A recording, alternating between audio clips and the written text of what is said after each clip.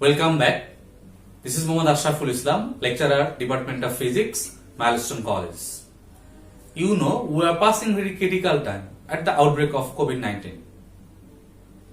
It is very difficult to stay home, but due to your family safety, please stay home, stay safe. If it is necessary to go outside the house, maintain the rules and instruction of the health ministry. Wash your hand frequently. Today I am here to take an online class. I hope this class will help you. You are familiar with the symbol of small g. It means the acceleration due to gravity. In your earlier class, you have already learned the acceleration due to gravity. Exactly, it means the rate of increase of velocity of a freely falling body due to the force of gravity. You also know that the value of acceleration due to gravity is not constant. The value of acceleration due to gravity is changed. In surface of the earth, the acceleration due to gravity is maximum, and above the earth surface, acceleration due to gravity is less, and inside the earth, the acceleration gravity is also less. And at the center of the earth, the acceleration due to gravity is 0.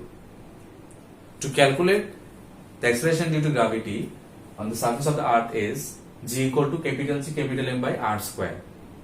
And at h meter height from the earth surface, the formula is g equal to capital G capital M by r plus h whole square.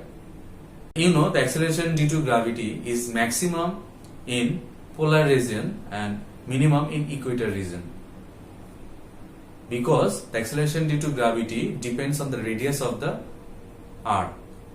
In polar region, the radius of the earth is less than equator region, so that the acceleration due to gravity is maximum in polar region than equator region. Today I am going to teach you another method where you can see the acceleration due to gravity is maximum in polar region and minimum in equator region by the rotational effect of the earth. Okay, let's start our today's topic. Rotational effect of the earth. We know earth always moves around the sun with a circular velocity and also moves its own axis in a circular path. Here you can see there is earth, and the earth is rotate around the sun and also rotates its own axis. And we know if a body moves in a circular way, then a centrifugal force is produced. That centrifugal force is act to release the body from the surface of the earth. That means the body move away from that position to the direction of PAB. And to reduce the centrifugal force, the weight of the body is acts in the downward, so that the weight of the body is decreased. Though weight of the body is decreased, then acceleration due to gravity g also decreased. Now I am going to calculate the acceleration due to gravity due to the rotational effect of the earth.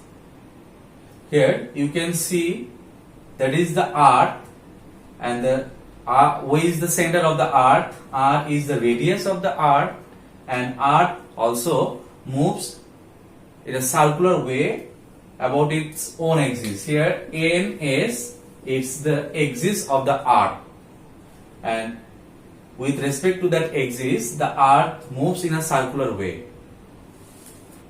Here r is the radius of rotation. Suppose there is a body at point A on the earth surface, and the body making the latitude lambda. Though earth moves in a circular way along with its own axis, so a centrifugal force acts outside of AB direction. Here you can see the centrifugal force FC, which acts in the outside direction. And to reduce the centrifugal force, the weight of the body acts in the downward.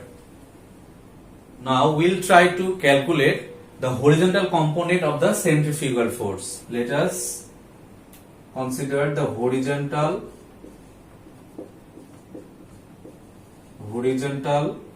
component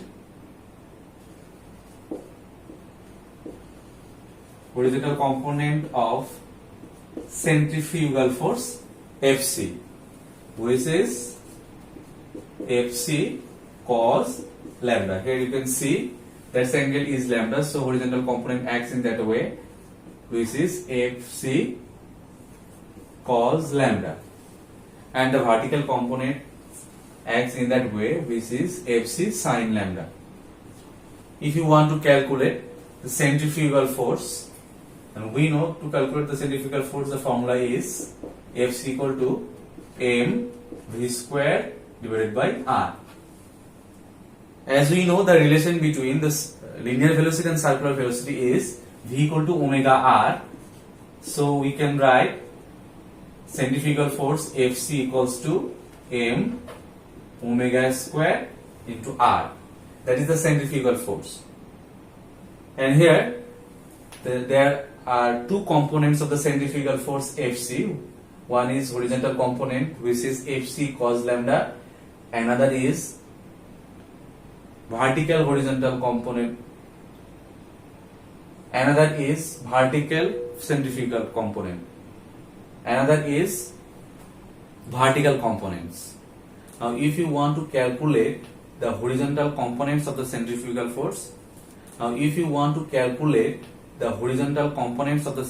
force, what we can write?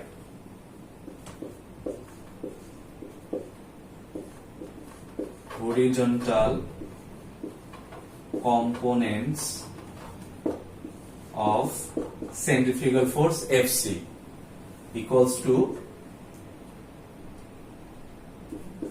Fc cos lambda, because we already calculate here the horizontal components is Fc cos lambda, and if you put the value of Fc from here, then we can write m omega square r into cos lambda.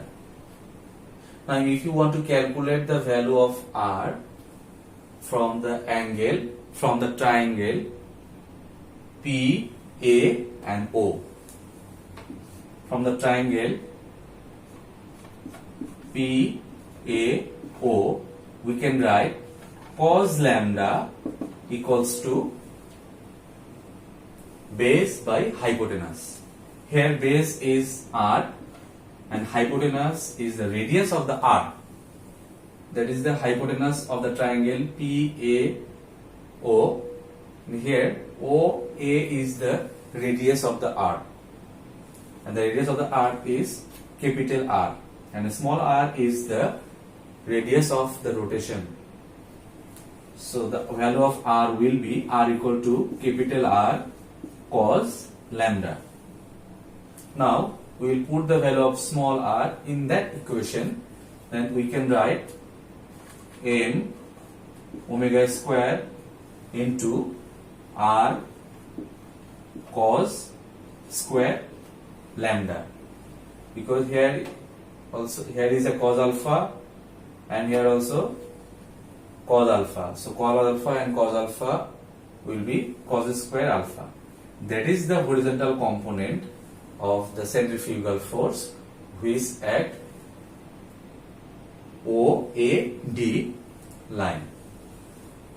Now we will calculate the apparent weight, because when the body moves in a circular way, then to reduce the centrifugal force, the weight of the body acts in the downward. That is why the weight of the body is decreased.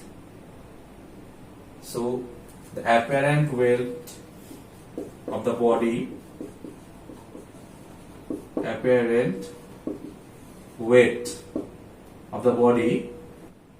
F lambda equals to F, that is the original weight of the body, A, minus the horizontal component of the centrifugal force, because weight of the body mg acts in that way and the horizontal components of the body acts in the opposite direction of the weight of the body.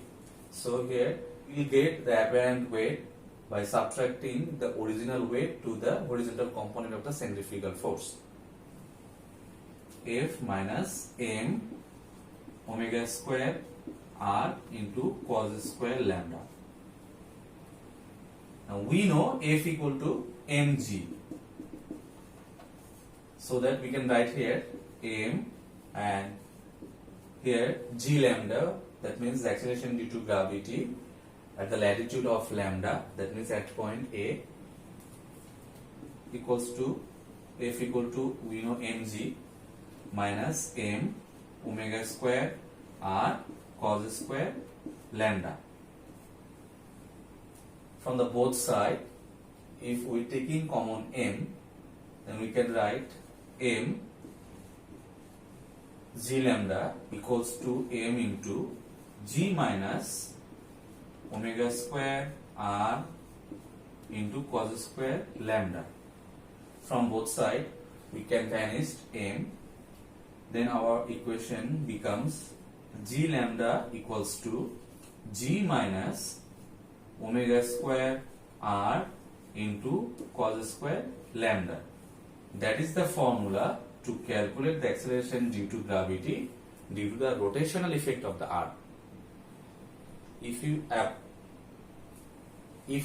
you observe that equation closely, then you can see the acceleration due to gravity due to the rotational effect of the earth depends on latitude, because here g is the acceleration due to gravity on the earth's surface, which has constant value. Lambda is the angular velocity, and we know the earth moves in a definite velocity in a circular way, so it must have a fixed value. Here r is the radius of the earth, which has also fixed value. So the acceleration due to gravity due to the rotational effect of the earth only depends on lambda, that means latitude. Now let us see what is the acceleration due to gravity in polar region and equator region. Here that point is the equator region. In equator, we know to calculate the acceleration due to gravity due to the rotational effect of the earth is g lambda equals to g minus omega square r cos square lambda. As you know, acceleration due to gravity due to the rotational effect of the earth depends on lambda. When an object is situated in equator, that means at point Q, the angle, that latitude will be 0 degree, because when an object is situated at the equator, then the making angle is 0 degree, and when it's go towards the polar region, then the latitude angle will be increased, and when it's come to that polar region, in that situation the latitude will be 90 degree. So in equator, what is the latitude? Definitely the latitude is lambda equal to 0 degree. If we put the value of lambda equal to 0 degree in that equation, then we can write g minus omega square r into cos g. What is the value of g lambda? The value will be g minus omega square r into 1. So the acceleration due to gravity due to the rotational effect of the earth, g lambda will be g minus omega square r. That is the formula to calculate the acceleration due to gravity in equator, in polar region.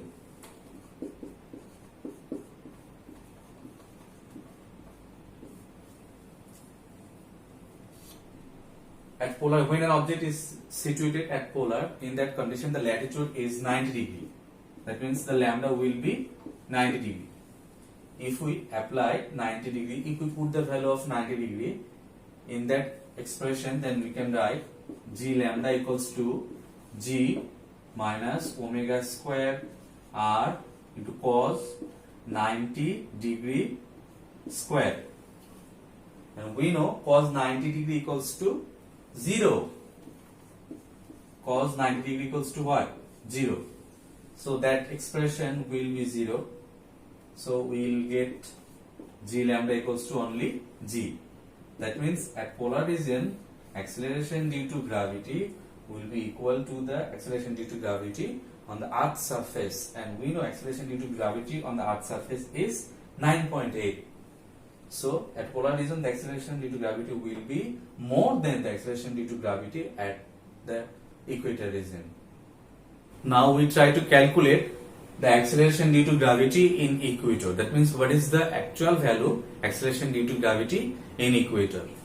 We know to calculate the acceleration due to gravity due to the rotational effect of the earth is g lambda equals to g minus omega square r. We know the formula to calculate the angular velocity omega is 2 pi by t. So we can write g lambda equals to g minus 2 pi by t whole square into r. In that equation, all this quantity are constant. That means we know the value of g is 9.83, value 3.1416, and we know to rotation, and we know for one rotation of the earth it will take 24 hours. That means 24 into 60 into 60. That means we will convert 24 hours into seconds. So we will multiply 60 into 60. That means 3600 seconds. And we know the radius of the earth is 6.4 into 10 to the power 6. After calculation, we will get the result of acceleration due to gravity at equator region is 9.796 meter per second square. From the above discussion, you can see acceleration due to gravity in equator region is 9.796, and in polar region the acceleration due to gravity is 9.83. We can say acceleration due to gravity in polar region is maximum.